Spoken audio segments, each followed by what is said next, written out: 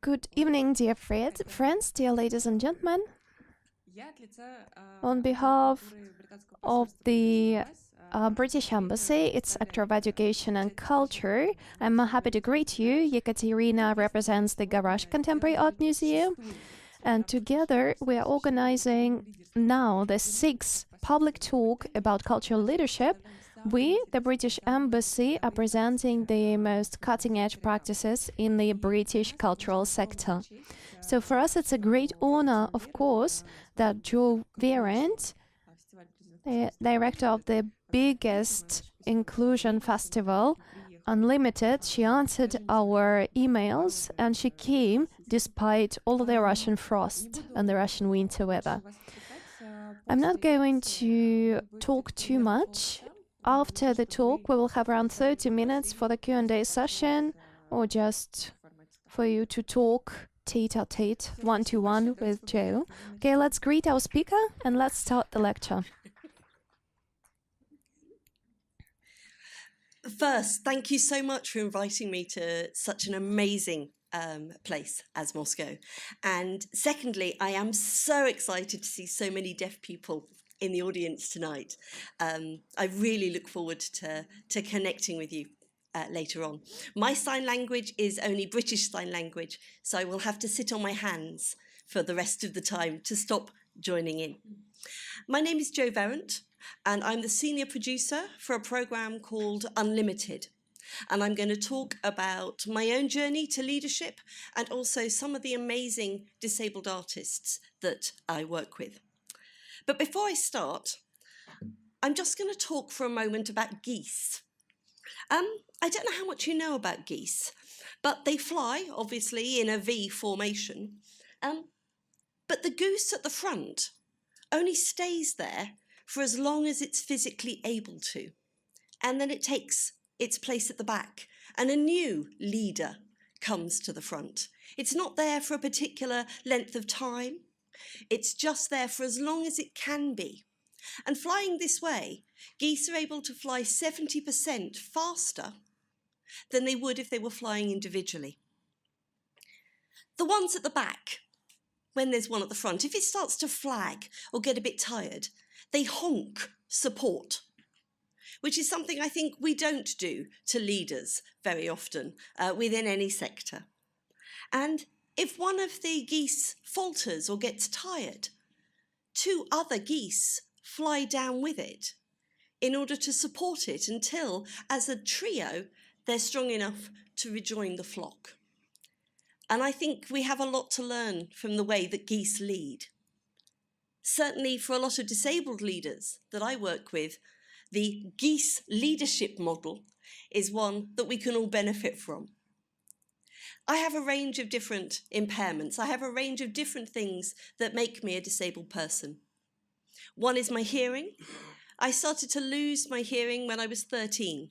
So from maybe 11, 12 through to 15, I lost 70% of what I could hear. So I'm very good at talking, but I'm quite rubbish at listening. The other disability that I gained in time was a rheumatoid disease. So I have an immune condition. That means I get very tired a lot of the time. I have to rest a lot. I have to do 2 days work a week, usually from my bed, which is very comfortable, but quite complex to explain to other people about my need to work in a particular way. I'm very much like a goose. I need to lead in a particular way in order to be able to do my job. My contention is that I think that makes me better at what I do, not worse. I think it makes me a better leader rather than a worse one. So let me tell you a bit about Unlimited, this program that I work on. We exist to do 3 things. We commission high-quality work by extraordinary artists, and all those artists are disabled people. Our aim is to embed those disabled artists within the cultural sector to make sure that they have long, successful careers, not just one-offs, not just an inspiration for one day and then gone. It has to be a sustained, proper career. And our aim, ultimately, is to change the way we see disability, to stop people seeing it as something that's about pity, or that people feel sorry for disabled people. No, it's about seeing disability as part of the human condition, something that most people may end up with an impairment. It's just a normal, natural thing. Our aim is to make disability normal, if you like. Now, we believe that through their work, artists lead. I'll just tell you about some of the work that we've funded. So this is Balu Ji, who is a blind musician. He's played with Stevie Wonder. He creates music and tours it internationally. We created a piece, we asked him to create a piece working with an orchestra of blind musicians from the UK and from within India. This is a piece by an artist called Cameron Morgan, who has a learning disability, a developmental disability. And his work was chosen for an international contemporary art fair. So his work is of a very naive structure, but it's also my mother's favourite work in our collection. He takes television programmes from his past, and he shows them on the televisions that he remembers seeing those programmes on, with the wallpaper that he remembers in the background. And he's documented 10 to 15 decades of television this way. This is a deaf artist called Mima Khan, and her work is nothing to do with disability whatsoever. So sometimes our artists use disability as a starting point, and their work is about disability, and sometimes their work is just about art. For Mima, her work fuses glass making and fabric making, and the techniques that are used in both, simply to create beautiful artifacts that speak of her dual heritage as somebody from Asia who is now living within the UK, and her dual heritage as somebody who exists as a deaf person in a hearing world. Sometimes disability is the subject matter. We had a series of photographs by a disabled photographer called Goldsworthy, which reimagined classic Western films about dance. We know that we're unused to seeing disabled people dance within many genres, and he wanted to challenge that very gently. So we have the beautiful lift from Dirty Dancing, the film, but if we look closely, we can see that this dancer only has one leg. So it's asking and challenging us to imagine, can somebody with one leg dance? And how does that work? In the UK, we have a very famous dancer with no legs. So the answer is definitely yes.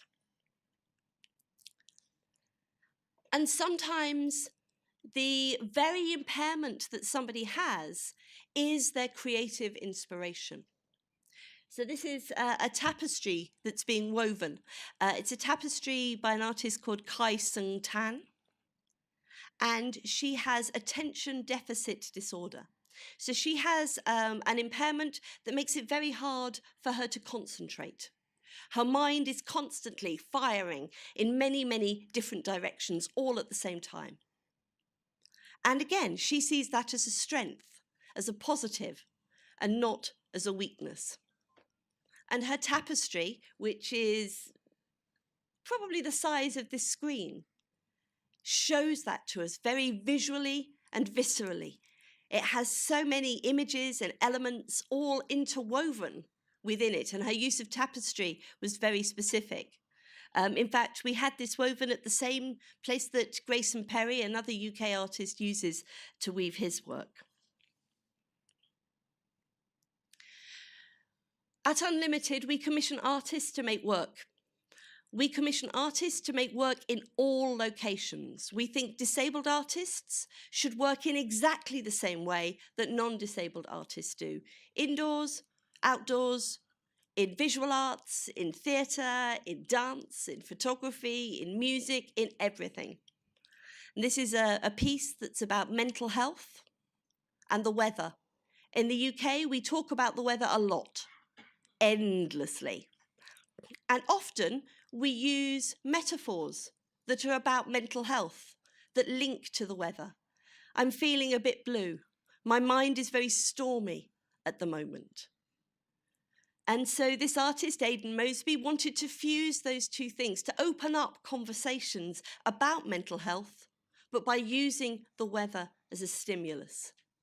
So he created an interactive installation which could go to festival settings, not in these temperatures, but in the summer in the UK, and a very beautiful piece that toured around and allowed those conversations to happen. Another piece that touches on refugees. Sometimes we get to work with artists and they work with other artists, other disabled artists. And this is a collaboration between a UK-based artist called Rachel Gadsden, working with an artist from Palestine and fusing their different views of the refugee crisis into work that we showed in London last year. Disability impacts on everybody, of every class, of every age. This is the oldest artist we've worked with.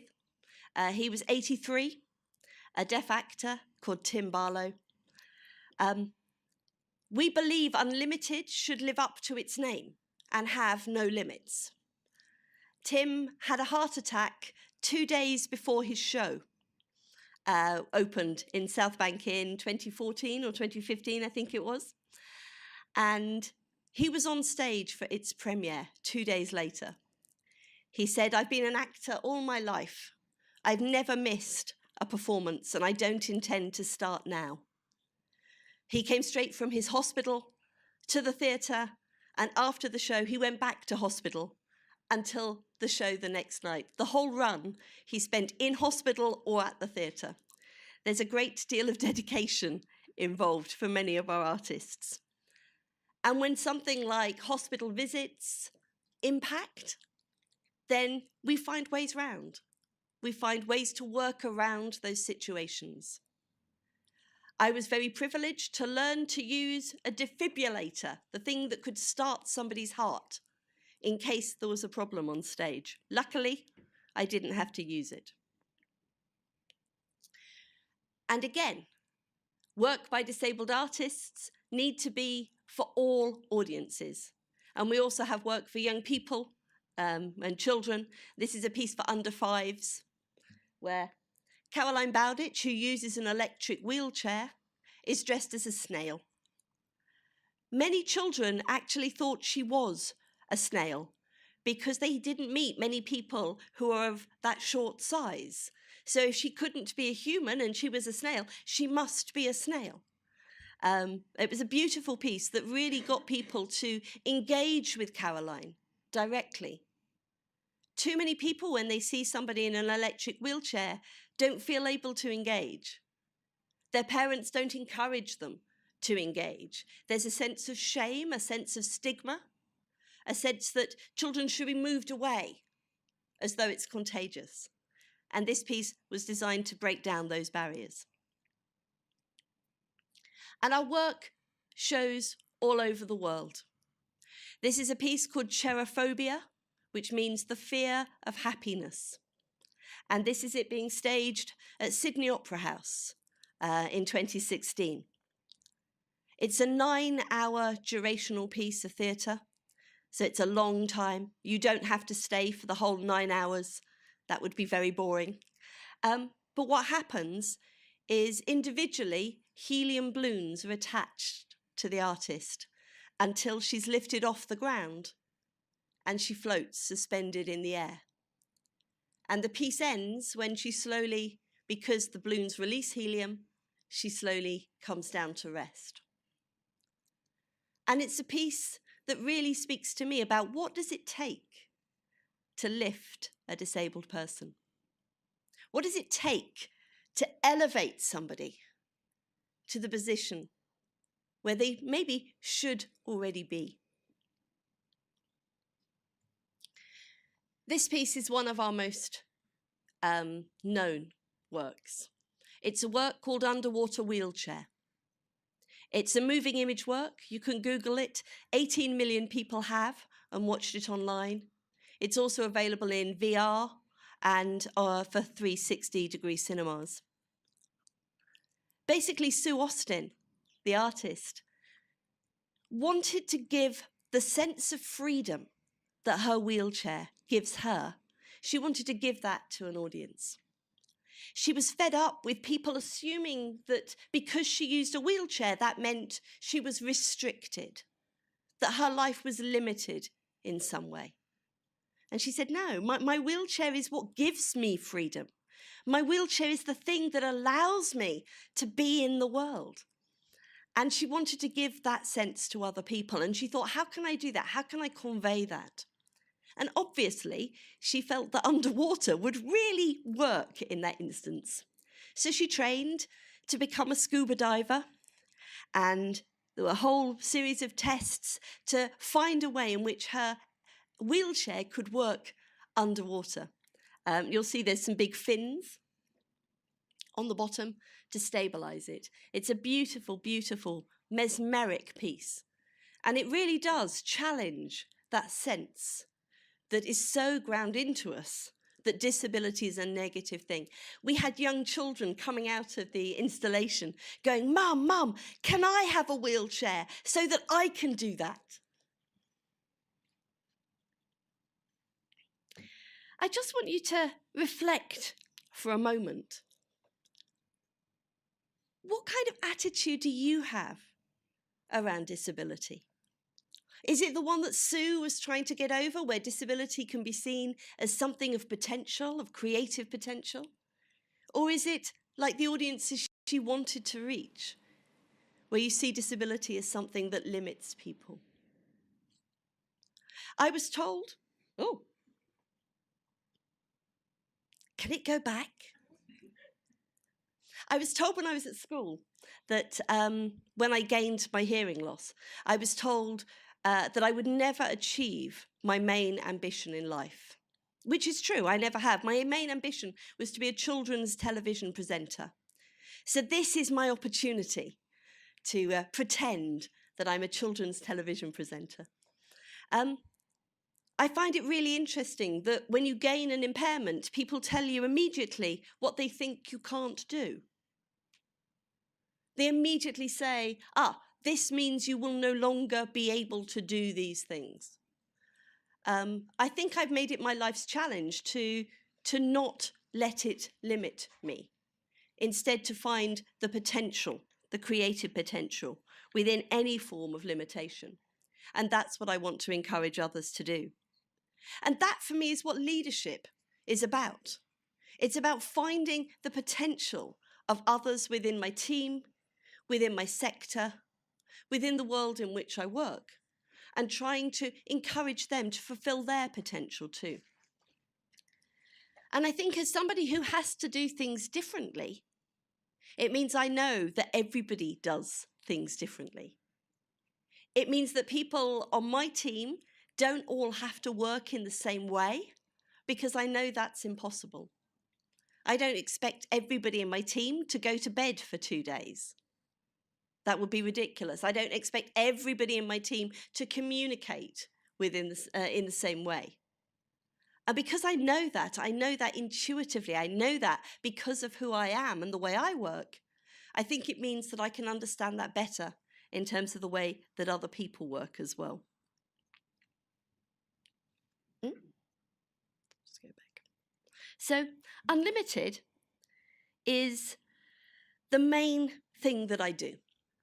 It's a program, it's run by 2 different organizations, and we have a creative team of about 8 people working on it full time, commissioning work by disabled artists, helping that work to fruition, and then running a festival every 2 years at the South Bank Centre in London. Over 50% of my team are disabled people. They have to be. Why would we be supporting disabled artists to create work if we were not disabled people ourselves?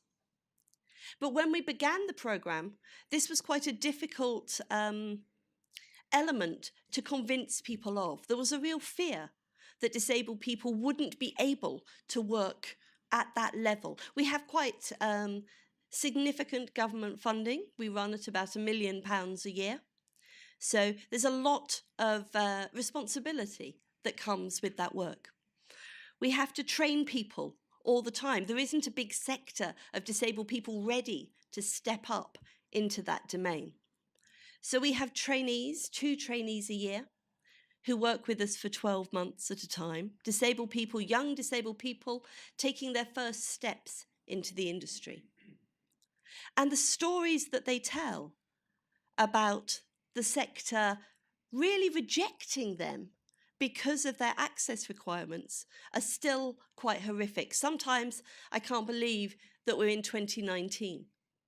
It feels to me sometimes that we're back, like when I was at school many, many years ago, with people being told no, you can't do that. So I think it's my role to make sure that those routes into the sector are open to everybody, and that disabled people have as much right as anybody else to access those opportunities and those jobs, not just as a perpetual volunteer not being paid, but actually in paid roles.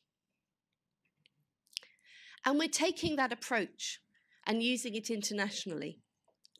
Every year we have 2 international placements. This is Sokni Ong from Cambodia, who came with us last year. Last year we had placements from Cambodia and South Africa. The year before from Taiwan and Singapore. So we're really interested in building a global network of disabled people working in arts and arts production who can share skills and also act as role models for the next generation. Last year we ran a big symposium, a big event for, I think we had nearly 300 people in the building and maybe a couple of thousand online joined us. And we said that it was very important to us that 50% of our speakers were disabled people. And we were really proud because actually, I think it was 76% of our speakers were disabled people in the end, which was great. 62% were female, which we were also very proud of. And 38% were non-white. And our speakers came from England, Wales and Scotland, but also Finland, South Africa, Taiwan, Australia, Brazil, Austria, America and Palestine. For us, diversity is really, really key. Diversity in terms of disability, yes, but also diversity in terms of every other element of diversity. We're not trying to create a world that's accessible for just a small group of people. We want to create a world and an arts sector particularly that's actually open to and accessible genuinely to all. And that's a really big job, a really big task to set yourself. I said we commission work. We make about 25 commissions every year. And our commission panels too have to be led by disabled people. 50% of everybody on our selection panels are disabled people too, and all our chairs are independent disabled people who don't work for our organisation or the people who fund us. That means we have to run our panels in a very different way. One of our chairs is deaf, and she insists that we use very big cards with yes and no on them, so she can be absolutely clear who is voting what way on each commission. And the interesting thing is that everybody on the panel says how much it helps them. Everybody on the panel benefits from an adaptation that was originally made just for one person. So actually all our panels, we have 3 at any one time. One for emerging artists, one for our main commissions, and one for research and development. All of our panels now use this system. We use a very visual system to be able to work out who's still on the table, who's been voted off, which works we like, which works we don't. Our basic tenet is that we're looking for equality. We're not looking for charity. We don't want people to feel sorry for us. We don't want people to come and see the work because, that's nice. We really ought to come and see it because they're disabled. We don't want that. We want people to come and see high quality contemporary work that everybody is talking about. We have a piece by the Para Orchestra that flies to Perth, Australia for the Perth Festival next week, an orchestra of disabled musicians. Perth Festival didn't book that work because they were disabled artists. They booked it because it was the most exciting piece of work they had seen that year. And quite often we find the work by disabled artists is the most exciting simply because we haven't heard those perspectives before. It's fresh, it's new, it's innovative, and it's often breaking art forms, breaking those boundaries between art forms, which we really like. I have a short animation which I hope is going to work that I just want to play.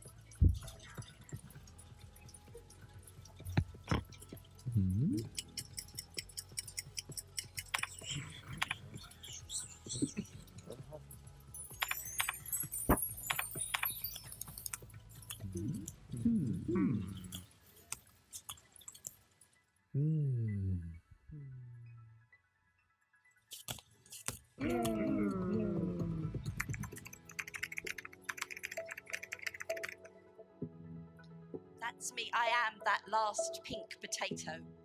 That was definitely made to be me. We use this to explain the way that we think about disability. If you look at those 3 situations, think about who can make the difference that enables the disabled person to become included. In a building, who can make the difference to make that building accessible? The disabled person can't make it. It has to be the people who own that building. Who can put sign language or captions onto a television program or video? Well, the disabled person, the deaf person can't do it.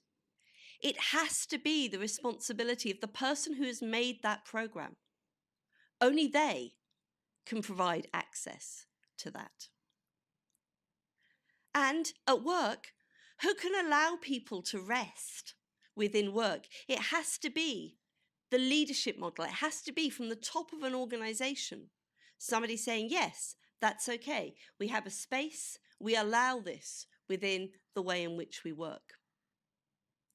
It's only leaders who can make things accessible for disabled people. And that means if you don't, then you are directly discriminating against us.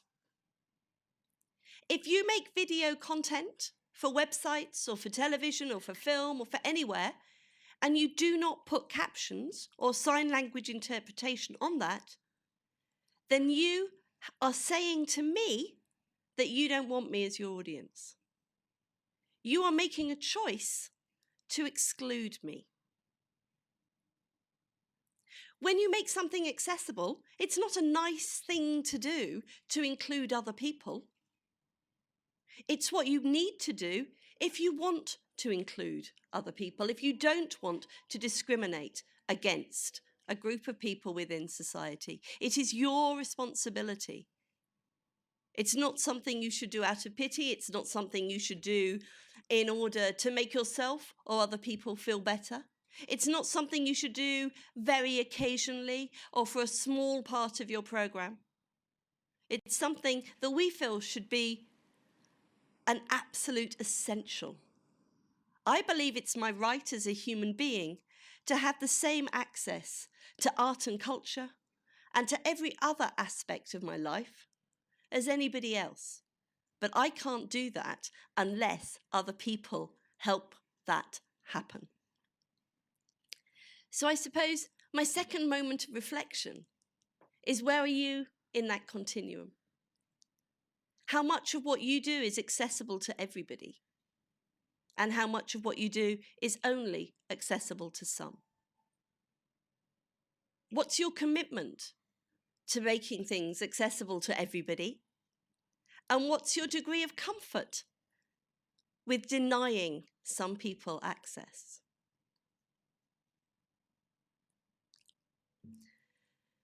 When I'm not working on Unlimited, I work on a program called Sync Leadership. It's a leadership development program specifically for disabled people. It looks at the barriers to leadership. It takes some traditional leadership models and gives them a little spin around access and inclusion. We've run it in the UK, obviously, but also in Australia, and these are images from when we ran it in Korea last year. We're currently talking with Canada and with Singapore about running iterations. So what we do within Sync is we take standard leadership theory and we make it accessible to people who may not have had access to that content before. And sometimes, as I said, we put a little disability slant on it.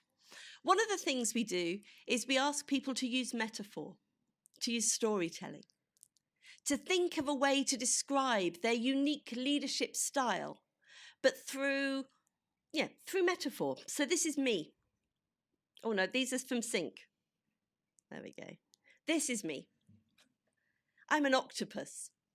I lead like an octopus. This means I'm very flexible and adaptable. It means I'm constantly doing 8 things at once. But it also means I can fight. Octopuses have an incredible range of tools at their disposal. They can squirt ink at people. They can bite with a beak that they have. They can use their tentacles to constrict and constrain. And they have an amazing ability to get out of the tightest hole and swim away. Some, if they're trapped, can also psychologically choose to leave one of their limbs behind and then regrow it. Now, that one I have yet to master. One day, I hope I will be able to do that. But I have an ability, I choose to have an ability to do lots of things at once and to really maneuver my way around different political situations. Somebody we worked with described themselves as a match. It was Sue Austin, the woman who created the underwater wheelchair that I showed you earlier. So Sue's work is incredible. Sue can work for maybe 3 hours a day. She too has a fatigue-related condition. She doesn't have a lot of energy. She can't work for long periods of time. So she describes herself like a match. She can start forest fires, providing the kindling is there and that she has a team around her who can actually work with her to put everything in place so that her ideas can really set light and burn. You need a match. A match doesn't have to burn for long to be effective. It just has to burn brightly for a short period of time. That's how Sue leads.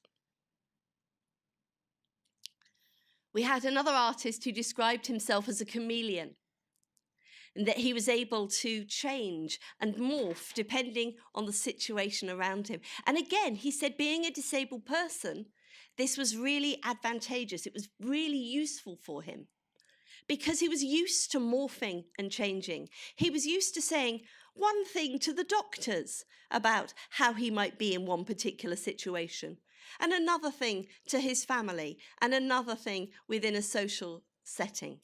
So from a very young age, he was used to twisting and changing himself depending on the company that he was in.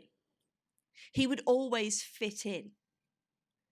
And he said that that skill was because he was a disabled person. And another artist in Australia, not everybody picks animals, and John Wolanski didn't. He picked moss, which was a really interesting one because I don't know a lot about moss. And he was saying, it's soft and it's quiet. You don't notice it initially. There's just a bit here and a bit there and a little bit here. And then suddenly one day, it's all joined up. And there's this enormous carpet of moss in front of you. The roots of moss go very deep and they're all interconnected. And he felt that was like his arts practice. He would do a project here and a project here. They wouldn't seem connected, but actually there was a connection. It was something that he knew about and he could really feel in that way. So we use metaphor as a way of making us more confident in owning who we are and the way in which we work. We use it as a way to easily be able to convey that positively to other people.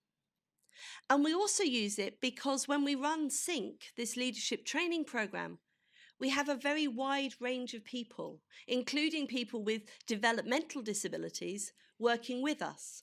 And we want to create methodology and ways of working that are open and accessible to everybody, not just to academics or not just to people who think or behave in a particular way. One of our phrases is, give us equality, and then we can do anything.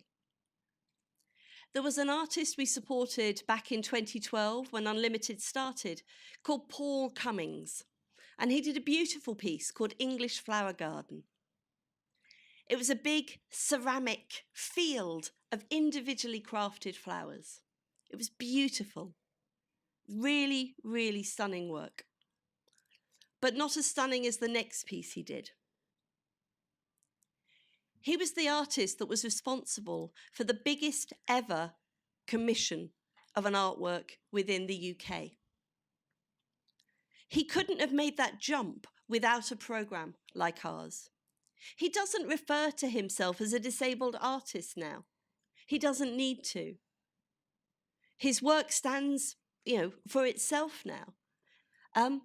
But he needed someone to take that risk, someone to invest in him and his brilliance. And once he gained that confidence, that ability, people knew about his work, then he's able to get on without any support whatsoever. And people say that the poppies, this was the piece with the poppies, thousands upon thousands of individually crafted poppies. And people say it's not about disability, and maybe not. But if you ask Paul, he says there's a hidden disability message. None of those poppies are the same. Every single one is different, like every single one of us is different. And every now and then, there's a poppy that's just a little bit more different than the rest. There's a poppy that might have a leaf missing, or might not have the right number of petals, or might be just a little bit shorter than the others. And he's placed those within the exhibition. When you look at it, you don't notice them, because when you look at humanity, you shouldn't automatically notice every disabled person. We shouldn't stand out. We're just part of everything else. We've been working internationally a lot recently. This is a project that we ran in Singapore, And you can see the company. It's a company of disabled and non-disabled actors who've, for the very first time, we've been able to have disabled artists on the main stage within Singapore, which we're really proud of last year. Another artist I saw last week in Manchester. She's an artist with a medical condition called visual snow, which means her vision constantly has flecks falling within it. It's a condition that wasn't known about until 2014.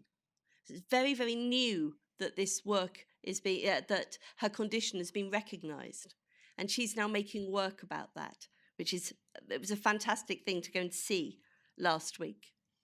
And another one of our most recent artists is David Tovey. He's an artist who was homeless until 2 years ago.